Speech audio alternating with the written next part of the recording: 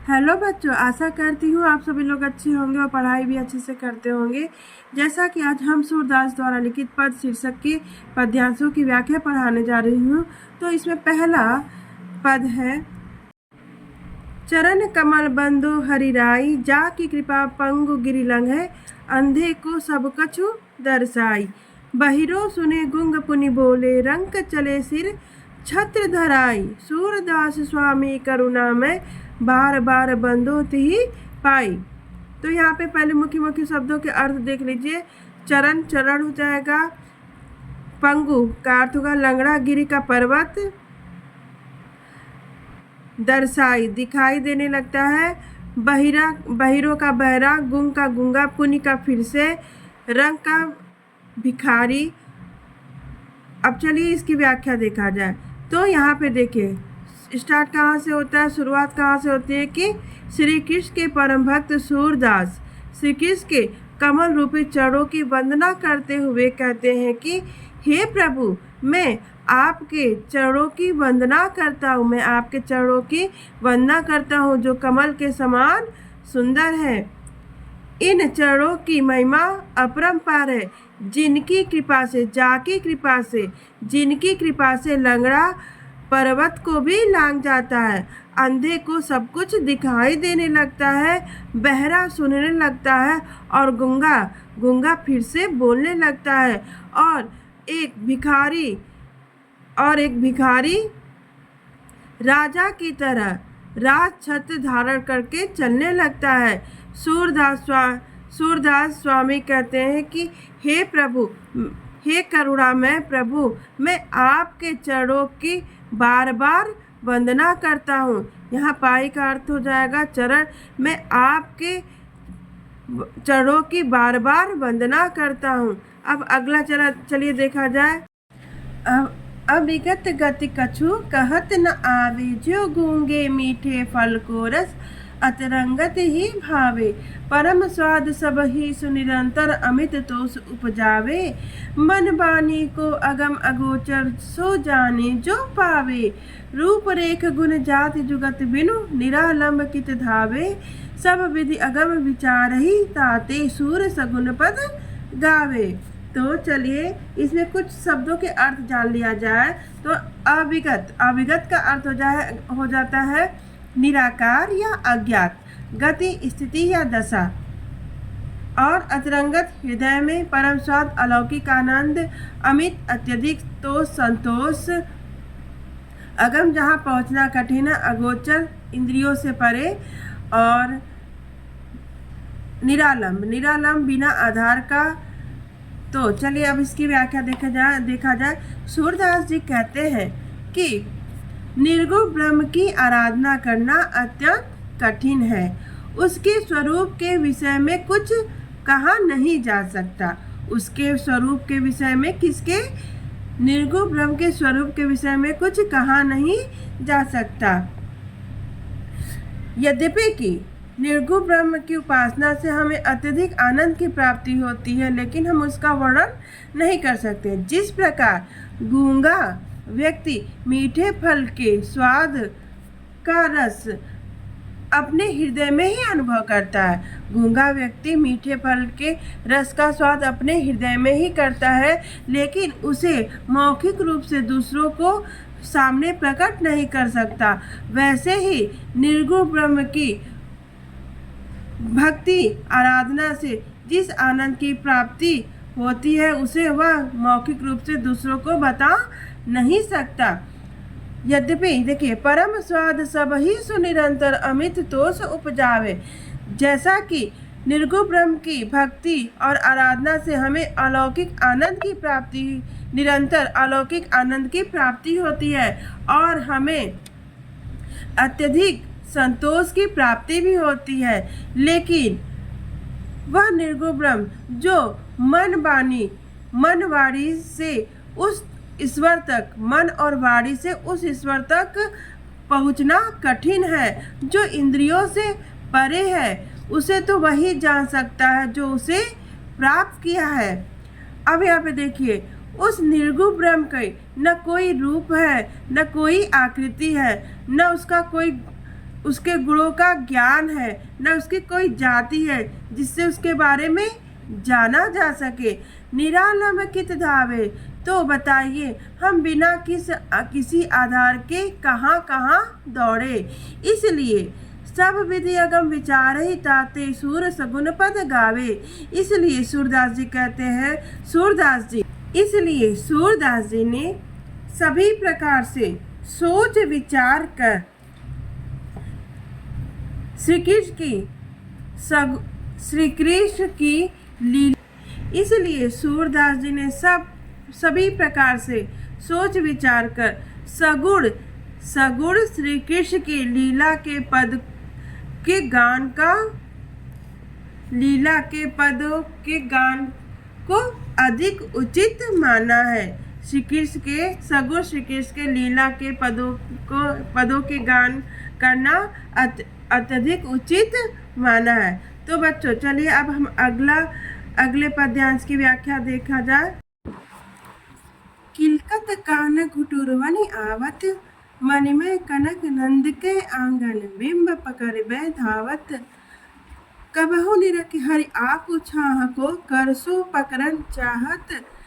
किलक हसत राजत द्वय दतिया, पुनि पुनि तिहि अवगाहत। कनक भूमि पर कर पग छाया, यह उपमा इक राजति।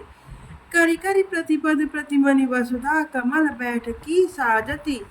बाल दशा सुख निरखि जसोदा, पुनि पुनि नंद बुलावती। अचरा तर लय ढाकी, सुर के प्रभु को दूध पियावती। तो चलिए इसमें कुछ शब्दों के अर्थ देख लिया जाए। जैसे कनक नंद, यहाँ पे मणिमय मणि हो जाएगा, कनक सोना हो जाएगा, बिंब छाया और राजत सुशोभित, अवगाहत दिखाई देता है। कनक भूमि सोने की भूमि, कर का अर्थ होता है हाथ पग पैर, प्रतिपद प्रतिमनि वसुधा पृथ्वी, पुनि पुनि बार बार। चलिए तो अब हम देखिए इसकी व्याख्या बता रहे हैं। तो सूरदास जी श्री कृष्ण की बाल मनोवृत्तियों का वर्णन करते हुए कह रहे हैं कि किलकत कान कि बालक श्री कृष्ण किलकारी मारते हुए घुटनों के बल चल रहे हैं। मणिमय कनक नंद के आंगन, मड़ियों से नंद द्वारा बनाए गए मड़ियों से युक्त और सोने के आंगन में श्री कृष्ण अपनी छाया को देखकर उसे दौड़कर पकड़ना चाह रहे हैं। अपनी छाया को देखकर दौड़कर पकड़ना चाह रहे हैं। कबहु निरखि हरि आप छाया को, करसु पकड़न चाहत।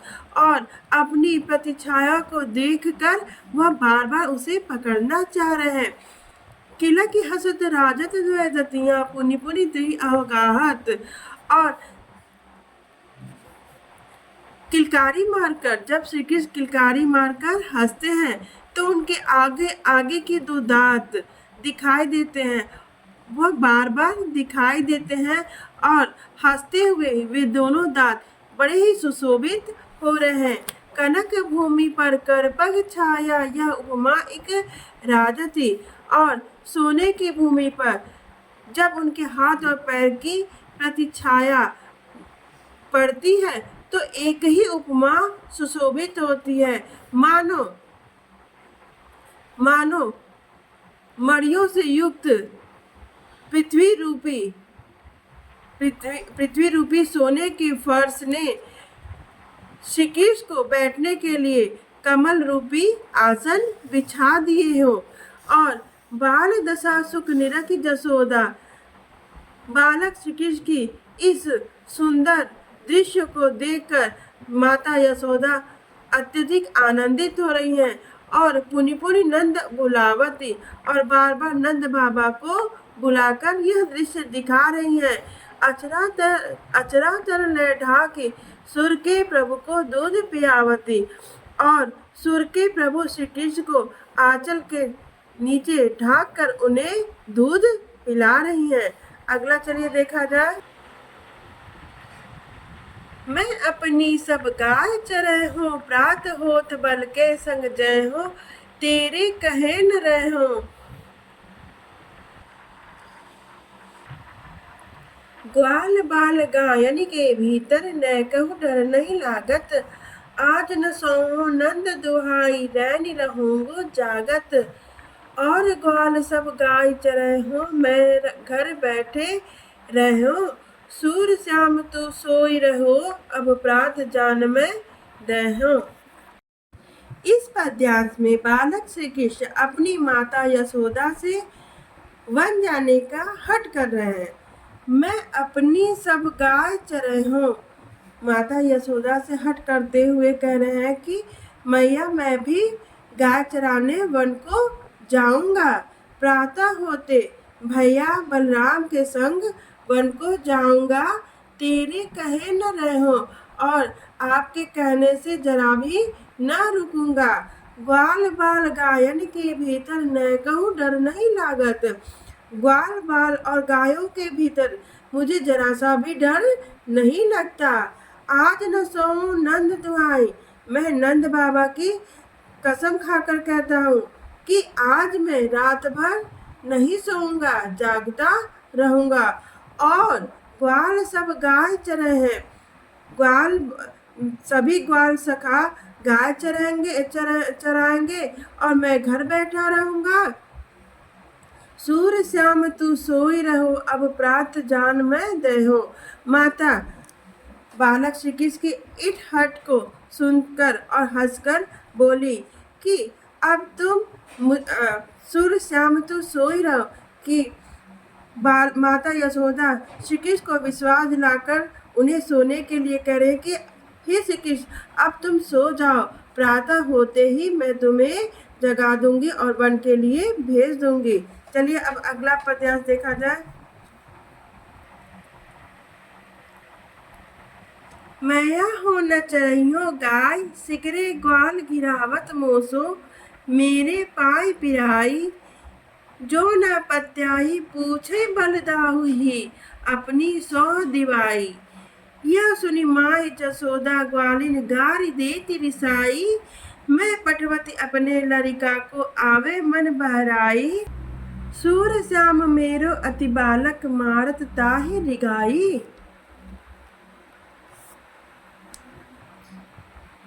मैया हो न चरइयो गाय, तो हो गया। बालक श्री कृष्ण माता यशोदा से कह रहे हैं कि मैया अब मैं गाय चराने वन को नहीं जाऊंगा। सिगरे ग्वाल घिरावत मोसो मेरी पाय पिराए। सारे ग्वाल सभी ग्वाल बाल अपनी गायों को मुझसे ही घिराते हैं, जिससे मेरे पाँव में दर्द होने लगता है। इधर उधर दौड़ते हुए मेरे पाँव में दर्द होने लगता है। जौना पत्याही पूछई बलदाऊ, पत्याही यहाँ पे सौगंध होता है। जौना पत्याही पूछो बलदाऊ अपनी सौ दिवाई। यदि आपको मेरी बातों पे विश्वास नहीं है तो अपनी सौगंध दिलाकर बलराम भैया से पूछ लीजिए। यह सुनी माँ जशोदा ग्वालन गारी दी तिरिसाई। यह सुनकर माता जशोदा ग्वालिनों पर गुस्सा होती है, क्रोधित होती है और गाली देती हैं और कहती हैं मैं पटवती अपने लड़िका को आवे मन बहराई। मैं अपने बालक श्री कृष्ण को वन इस गाय चराने के लिए थोड़ी ना भेजती हूँ, मैं तो अपने लड़का को मन बहलाने के लिए भेजती हूँ। और माता यशोदा कहती है कि मेरा बालक श्री कृष्ण अभी बहुत छोटा है। सूर श्याम मेरो अति बालक मारत ताहि रिगाई। मेरा बालक श्री कृष्ण अभी बहुत छोटा है, उसे इधर उधर घुमाकर उसे मार डालेंगे। अब चलिए अगला पद्यांश देखा जाए। सखिरी मुरली लीजे चोरी, जिन गोपाल कीन्हे अपने बस प्रीति सबन की तोरी। छिर एक घर भीतर निसिबास धरत न कबहू छोरी। कबहू कर कबहू अधरनी, कटि कबहू खोसत जोरी। ना जानो कछु मेली मोहिनी, राखे अंग अंग भोरी। सूरदास प्रभु को मन सजनी, बंध्यो राग की डोरी।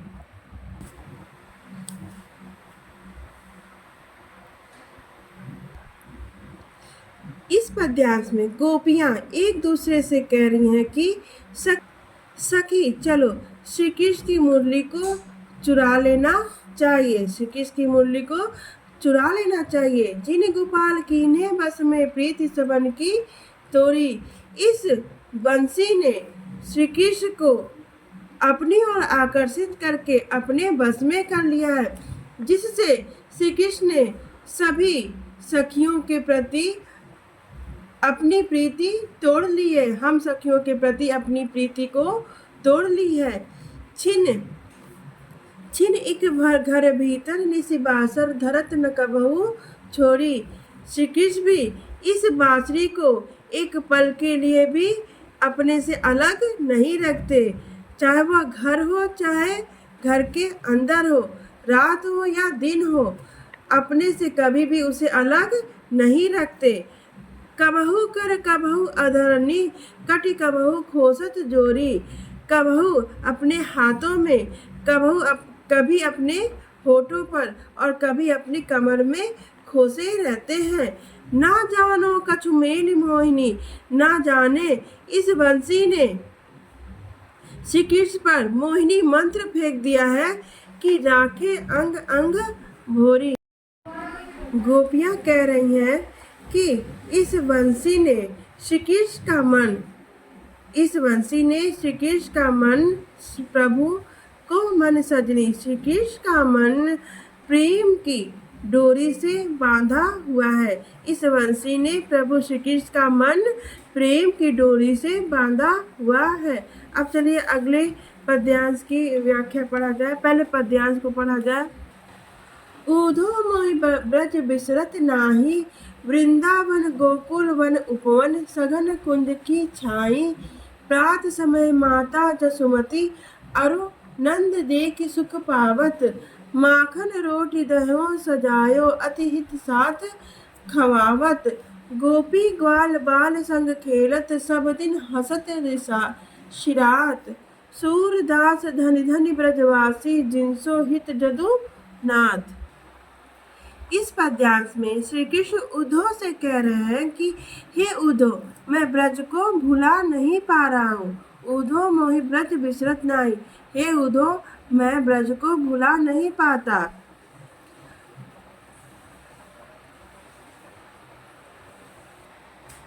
वृंदावन वृंदावन गोकुल वन उपवन, सघन गुंज की छाई। यहाँ पे क्या कह रहे हैं कि वृंदावन और गोकुल के वन उपवन और छोटे छोटे वृक्षों की घनी छाया मुझे भुलाए नहीं भूलता। और प्रात समय माता जसुमती, अरु नंद देखी सुख पावत। प्रातः होते ही माता यशोदा और नंद बाबा मुझे देखकर अत्यंत हर्षित होते थे और सुख का अनुभव करते थे। माखन रोटी दह्यो सजायो, अति हित साथ खवात। और माता यशोदा मुझे माखन रोटी और दही बड़े ही प्रेम से खिलाती थी। गोपी ग्वाल बाल संग खेलत, सब दिन हसत सिरात। और इसमें इस लाइन में क्या कह आगे श्री कृष्ण कह रहे हैं कि गोपियों और ग्वाल बाल के संग दिन भर खेलते ही सारा दिन व्यतीत हो जाता था। गोपियों और ग्वाल बाल सखाओं के साथ खेलते खेलते हमारा सारा दिन व्यतीत हो जाता था। और आगे देखिए, सूरदास धन धन ब्रजवासी, जिनसो हित जदुनाथ। सूरदास जी कहते हैं कि ये ब्रजवासी बड़े ही धन्य हैं, जिनके हित के बारे में प्रभु श्री कृष्ण सोचते हैं। इन ब्रजवासियों को श्री कृष्ण के अतिरिक्त इतना अच्छा हितैषी नहीं मिल सकता। चलिए अब अगला पद्यांश देखा जाए। ऊधो मन भय 10-20, एक हुतोषो गयो श्याम संग, को आराधे ईस। इंद्री शीतल भई केशव बिनु, ज्यो देहि बिनु शीस। आशा लागी रहति तन श्वासा, जीवहि कोटि बरीस। तुम तो सखा श्याम सुंदर के, सकल जोग के ईस। सुर हमारे नंद नंदन बिनु, और नहीं जगदीश। इस पद्यांश में गोपियां उद्धव से कह रही हैं कि हे उद्धव, हमारे 10-20 मन नहीं है। हे उद्धव, हमारे पास 10-20 मन नहीं है। हमारे पास एक ही मन है। एक हुतोषो गयो सा श्याम संग को आराधे इस। हमारे पास तो एक ही मन है। हमारे पास एक ही मन है, वह भी श्री कृष्ण के साथ चला गया है। अब तुम ही बताओ, तुम्हारे द्वारा बताए गए निर्गुण ब्रह्म की आराधना कैसे करें। इंद्र शीतल भई केशव बिनु, ज्यो देहि बिनु शीस। और गोपियां कह रही हैं कि हम तो श्री कृष्ण के बिना वैसे ही हो गए हैं, जैसे बिना सिर वाला धड़ शिथिल हो जाता है। जो देहि बिनु शीस, जो बिना सिर वाला धड़ शिथिल हो जाता है, वैसे ही हमारा शरीर भी श्री कृष्ण के बिना मृतवत हो गया है। आशा लागी रहति तन श्वासा, जीवहि कोटि बरिस। तो इस लाइन में क्या गोपियां कर रही हैं कि जीवन के लक्षण के रूप में हमारी सांसें इसी विश्वास में चल रही हैं। हमारी सांसें इसी विश्वास में चल रही हैं कि श्री कृष्ण कभी न कभी मथुरा लौटेंगे। इसी विश्वास में श्री कृष्ण के आने के विश्वास में हम करोड़ों बरस तक जीवित रह सकते हैं। तुम तो सखा हो श्याम सुंदर के, सकल जोग के ईश। और गोपियां आगे क्या कर रही हैं कि हे उद्धव, तुम तो श्री कृष्ण के अभिन्न मित्र हो। तुम तो हमारे श्री कृष्ण के अभिन्न मित्र हो और सभी योगों और मिलन विधाओं के ज्ञाता हो। तो हमारे श्री कृष्ण के मिलन का कुछ उपाय करो। हमारे और श्री कृष्ण के मिलन का कुछ उपाय बताओ। तुम ही हमारा मिलन, हमारे और श्री कृष्ण का मिलन करा सकते हो। सूर हमारे नंद नंद बिनु, और नहीं जगदीश। सूरदास जी कहते हैं कि गोपियां उद्धव से कह रही हैं कि नंद बाबा के नंदन श्री कृष्ण ही हमारे ईश्वर है। उन श्री कृष्ण के अतिरिक्त हम किसी और ईश्वर की आराधना नहीं कर सकते हैं। अब चलिए अगले पद्यांश की व्याख्या देखा जाए। उधो जाओ तुम ही हम जाने, श्याम तुम ही हया को नहीं पठायो। तुम हो बीच बुलाने, ब्रज नारन सो जोग कहत हो, बात कहत न लजाने। बड़े लोग न विवेक तुम्हारे, ऐसे भय अयाने। हमसो कही लई हम सही कह, जिय गुनि लेहु सयाने। कह अबला कह दशा दिगंबर, मष्ट करो पहचाने। साच कहो तुमको अपनी सो, बूझती बात निदाने। सूर श्याम जब तुम्हें पठाओ, तब ने कहूँ मुस्काने। इस पद्यांश में गोपियां उद्धव से कह रही हैं कि हे उद्धव, तुम यहाँ से चले जाओ। उद्धव जाओ तुम ही हम जाने। गोपियां उद्धव से कह रही है कि तुम यहाँ से, हे उद्धव तुम यहाँ से चले जाओ, हम तुम्हें अच्छी तरह जान गए हैं। श्याम तुम ही हया को नहीं पठायो, श्री कृष्ण ने तुम्हें यहाँ नहीं भेजा है। तुम स्वयं ही रास्ता भूलकर यहाँ चले आए हो। ब्रज नारन सो जो कहत हो, बात कहत न जाने। हम ब्रज की नारियों से तुम योग की बात कहते हो, तुम्हें यह बात कहते जरा सा भी लज्जा नहीं आ रही है। बड़े लोग न विवेक तुम्हारे, ऐसे भय अयाने।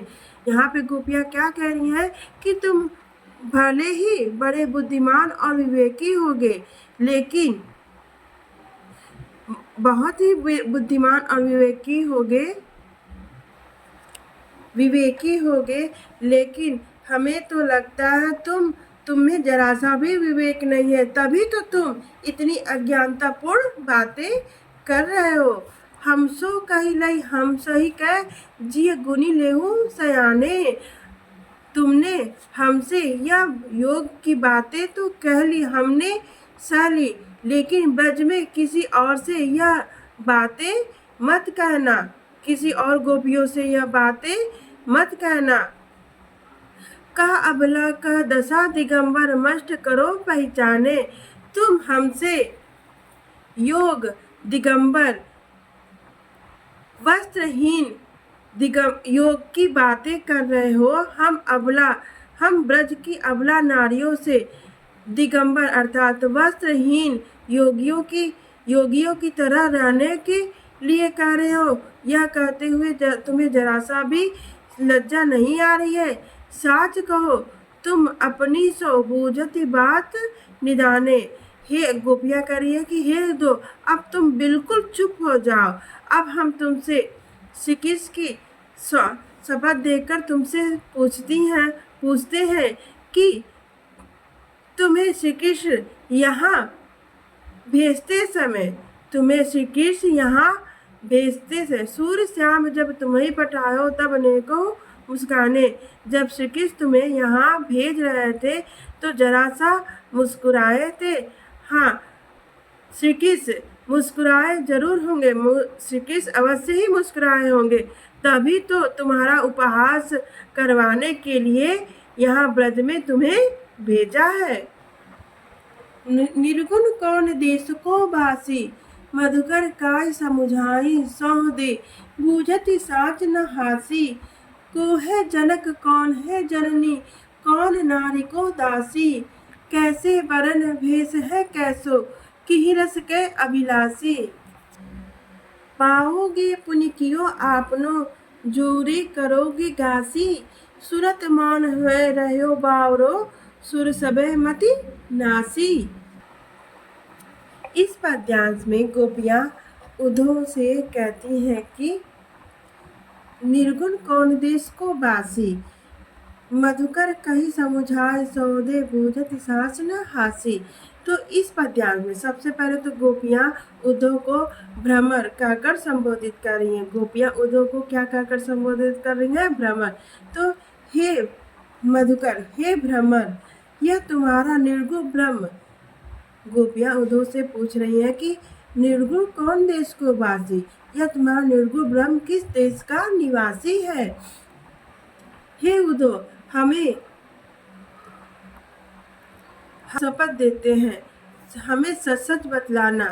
बूझति साच न हासी, हम सच सच पूछ रहे हैं, कोई हंसी नहीं कर रहे हैं। यह तुम्हारा निर्गुण ब्रह्म के इस निर्गुण ब्रह्म के पिता कौन है, माता कौन है, कौन उसकी पत्नी है और दासी कौन है, कैसा उसका रंग है, कैसा उसका भेष है और वह किस रस का अभिलाषी है। और गोपियाँ क्या कह रही हैं कि पाओगे पुण्य कियो आपनो, जो रे करोगे गासी। गोपियाँ कह रही हैं यदि तुम हमसे कपट करोगे तो इसका फल तुम खुद ही भुगतोगे। सुनत मौन वह रहो बावरो, सुर सबे मति नासी। उद्धव गोपियों की वाक्य चातुर्य भरी और व्यंग्य भरी बातों को सुनकर बिल्कुल ठगे से रह जाते हैं। उन गोपियों की चतुरता भरी बातों को सुनकर उद्धव का सारा विवेक नष्ट हो जाता है। संदेशो देव की सो कहियो, हो तो धाय तिहारे सुत की, मया करत ही रहियो। यद्यपि टेव तुम जानती उनकी, तो मोहि कही आवे। प्रात होत मेरे लला लड़ते, माखन रोटी भावे। तेल उबटनो और तातो, जल ताहि देख भजी जाते। जोई जोई मांगत सोई सोई देती, क्रम कर करी के नहाते। सूर पथिक सुन मोहि रैन दिन, बढ़ियो रहत उर सोच। मेरो अलक लड़े तो मोहन है करत संकोच। इस पद्यांश में माता यशोदा देवकी को एक पथिक के द्वारा संदेश भिजवाती हैं और संदेश में क्या कह रही है? संदेशो देवकी सो कहियो, कि संदेश यह संदेश देवकी से जाकर कहना। हो तो धाय तिहारे सुत की मया करत ही रहियो। यहाँ माता यशोदा क्या कह रही है कि मैं तो आपके लाल लड़ैते की धाय माँ हूँ, अर्थात पालन पोषण करने वाली सेविका हूँ। इसलिए मेरा श्री कृष्ण के प्रति वात्सल्य भाव स्वाभाविक ही है। यद्यपि टेव तुम जानते उनकी, यद्यपि कि आप श्री कृष्ण की सारी आदतें जानती हैं, तो मोह कही आवे। फिर भी कुछ बातें आपसे कहने के लिए उत्कंठित हो रही हूँ, कुछ बातें कहना चाहती हूँ। आगे माता यशोदा क्या कर रही है? प्रात होत मेरे लाल लड़ते माखन रोटी भावे। प्रातः काल होते ही मेरे लाल लड़ते श्री कृष्ण को माखन रोटी खाना अति रुचिकर है, और तेल उपटनो और तातो जल तही दे की भजी जाते, और तेल उपटन और गर्म पानी देकर श्री कृष्ण तुरंत ही भाग जाते हैं। तो उस समय जो मांगत सोई सोई देती, क्रम करके नहाते। उस समय श्री कृष्ण जो मांगा करते थे वो सब मैं उनको ला कर देती थी। तब जाके वह क्रम से पहले तेल उपटन और फिर गर्म पानी से धीरे धीरे नहाते थे। सूर्य पथिक सुन मोहि रैन, दिन बढ़ो रहत उर सोच। सूरदास जी कहते हैं कि माता यशोदा कहती हैं कि हे पथिक, माता देवकी से जाके कहना कि दिन रात मेरे हृदय में प्यारे लाल लड़ैते श्री कृष्ण के लिए मेरे हृदय में चिंता बनी रहती है। मेरे अलग लड़ैते मोहन वह करत संकोच, कि मेरे लाल लड़ैते श्री कृष्ण मथुरा में कहीं कुछ मांगने में संकोच तो नहीं कर रहे हैं। तो बच्चों, इस सूरदास द्वारा लिखित पद शीर्षक पद्यांश की व्याख्या यहाँ समाप्त हो जाती है। यदि वीडियो अच्छी लगे तो लाइक करिए, सब्सक्राइब करिए और शेयर करिए। धन्यवाद।